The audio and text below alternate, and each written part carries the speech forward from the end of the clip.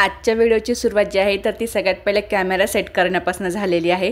तर बघू शकताय आज थोडासा अंदाज तुम्हाला आलाच असणार आहे की मी आज कशावरती व्हिडिओ बनवणार आहे।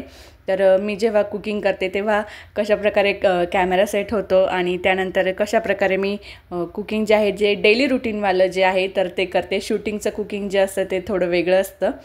तर तुम्ही बघू शकता आता मी इथे वांगे बटाट्याची जी भाजी आहे ती करणार आहे, मिक्सवाली कोरडीच भाजी करायची आहे मला। तर त्याच्यासाठी मी आधी वांगे बटाटे जे आहे ते पूर्ण छिलून घेतले आहे। वांग्यांचं पाठीमागचंही देठ वगैरे काढून घेतलेलं आहे। त्यानंतर आपल्याला त्याला वॉश करून घ्यायचं आहे छान। आणि इथे माझं लगे हात सगळं काम जे असतं ते चालूच असतं, म्हणजे कचरा डस्टबिनमध्ये टाकणं, त्याच्यानंतर आपण जे चाकू वगैरे यूज करतो, आता मी पिलर यूज केलं होतं तर ते पण लगेच धुवून ठेवून द्यायचं। त्यानंतर मी एका पातेल्यामध्ये इथे आता पाणी घेतलेलं आहे आणि त्याच्यामध्ये थोडंसं मीठ टाकलेलं आहे, जेणेकरून आपण जे वांगे कट करतो चिरून टाकतो त्याच्यामध्ये तर ते लगेच काळे पडू नये म्हणून। वांगे जे असतात बटाटे पण लगेच काळे पडतात, त्याच्यामुळे ते काळे पडू नये म्हणून त्याला थोडंसं आपल्याला पाण्यामध्ये मीठ टाकून थोड्या वेळ ठेवायचं असतं, जोपर्यंत आपण भाजी बनवत नाही तोपर्यंत। तर इथे मी अशा प्रकारे 4 फोडी करून घेतलेल्या आहे वांग्याची। त्यात बघू शकता एक वांगं जे आहे ते खराब निघालेलं आहे। वांगे मोस्टली मला आवडत नाही, त्यासाठी मी वांगं बटाट्याची जी भाजी आहे ती केलेली आहे। अहोंसाठी वांगं आणि माझ्यासाठी बटाटा असं दोघांची मिक्सच भाजी केलेली आहे। आणि आज सकाळीच आर्याचा टिफिन जो असतो तो रेडी होऊन जातो, त्याच्यामुळे आर्याला भाजी जी होती ती दिली नाही, तिला आज पराठा दिला होता पनीरचा छोटासा। आणि त्यानंतर माझ्याकडे पोळ्याला ताई आहेत, तर त्यांची मला खूप मदत होती सकाळच्या वेळेला, कारण की दोघांचे टिफिन बनवायचे, त्यात आर्याला तयार करायचं आणि स्वयंपाक पण करायचा, बाकीची पण सगळी कामं असतात, आर्याला आंघोळ घालण्यापासून सगळेच कामं असतात। तर आम्ही ते दोघांनी वाटून घेतलेले आहे, म्हणजे एकाने आंघोळ घातली तर एक जण तिचं आवरेल असं करतो आम्ही, कारण की बाकीचं पण सगळ्या गोष्टी करायच्या असतात। टिफिन बनवायचा असतो, तिचं बॅग भरायची असते, तिने होमवर्क तर ती आल्यावरती लगेच करून घेते, पण तरी पण एकदा चेक करून घ्यावं लागतं काही राहिलं आहे का, कधी मध्ये सोडून दिलं आहे का तिने, तिचं मूडवरती असतं सगळं।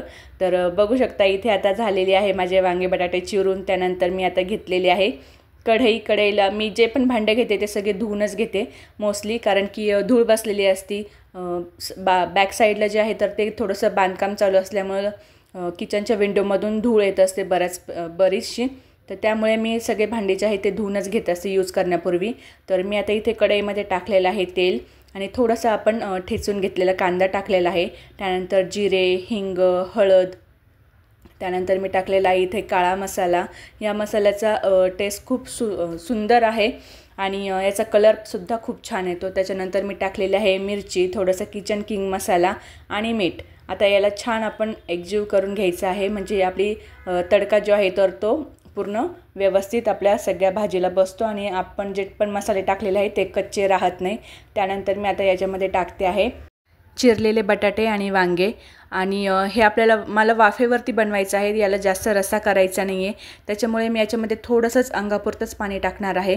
आणि तुम्हाला जसं मी आता आधीच सांगितलं की मी लगेचच एका हाताने म्हणजे जे पण भांडे वापरून झालेले आहे जे धुवून ठेवण्यासारखे असतात ते लगेचच धुवून ठेवते। आणि माझी दुसरी सवय म्हणजे मला किचन ओटा खूप स्वच्छ लागतो, तर एक जरी वस्तू म्हणजे पदार्थ केला काही जरी केलं तर मी लगेच ओटा जो आहे तो पुसून घेत असते, तुम्ही बघू शकताय। त्यानंतर मी इथे थोडंसं अंगापुरतं पाणी टाकलेलं आहे आणि आता याच्यावरती आपल्याला झाकण ठेवून मी याला थोड्या वेळ शिजायला ठेवून देणार आहे। तोपर्यंत मी बाकीचे जे काम आहेत ती करून घेते। आता मी मशीन लावलेलं होतं तर ते झालेलं आहे नुकतंच कलरच्या कपड्यांचं, आणि आता मी ते कपडे काढून वाळत घालून घेते। त्यानंतर कपडे वाळत झाल्यानंतर मी लगेचच जेवणं करून घेतलेले आहेत। आम्ही जेवणं झाल्यानंतर म्हणजे अहोंना टिफिन दिला आणि मी जेवण करून घेतलं। त्यानंतर आता मी जे उरलेली भाजी आहे तर ती काढून ठेवते आहे एका वाटीमध्ये। उरलेलं जे पण काही असतं ते असं सगळं काढून ठेवायचं, जेणेकरून ते फ्रीजमध्ये ठेवायला आपल्याला जागा मावते, कारण की जर असेच आपण कढई किंवा पातेले जे असतात ते असेच डायरेक्ट ठेवून दिले तर फ्रीजमध्ये खूप गर्दी होते, तर तसं करायचं नाही। त्याच्यामुळे असे पदार्थ जे असतात ते काढून घ्यायचे भांड्यांमध्ये छोट्या छोट्या आणि मग ते फ्रीजमध्ये ठेवायचे।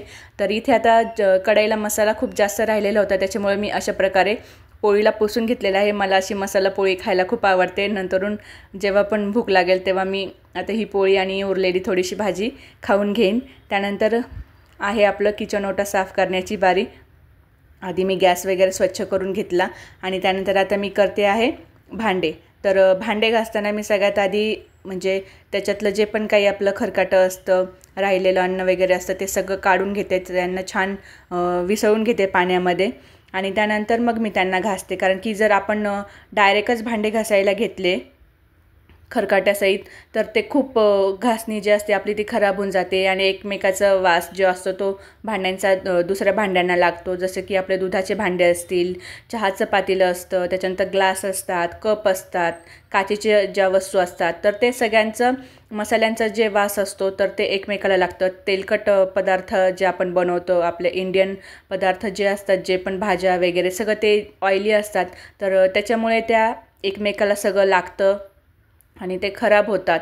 त्याचा वास जो असतो तो एकमेकाला लागतो आणि दूध वगैरे जे असतं तर ते खराब होऊन जातं. तर सगळ्यात आधी मी असं हे पाण्याचं दुधाचं जे पातेलं असतं तर ते घासून घेते छान व्यवस्थित. त्याच्यानंतर मी असे काचेचे जे आपले कप असतील, बशा वगैरे तर असतात ते घासायचे असतात. त्याच्यानंतर ग्लास, त्याच्यानंतर जे आपले देवांचे सामान असेल काही असेल तर ते सगळं असं घासून घ्यायचं. तर आता ही माझी काचेची फुलाची डिश आहे.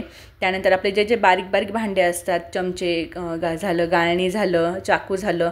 चाकू शक्यतो आपण जसं काम झालं तसं लगेच धुवून आपल्या बास्केटमध्ये ठेवून द्यायचं, जेणेकरून ते हाताला लागणार नाही. जेव्हा आपण भांडे घासतो तेव्हा आपल्याला खूप घाईगर्दी असते आणि तसं होऊ नये म्हणून आपण ते लगेच जेव्हा त्यांचं काम होईल तेव्हा लगेच धुवून ठेवून द्यायचे.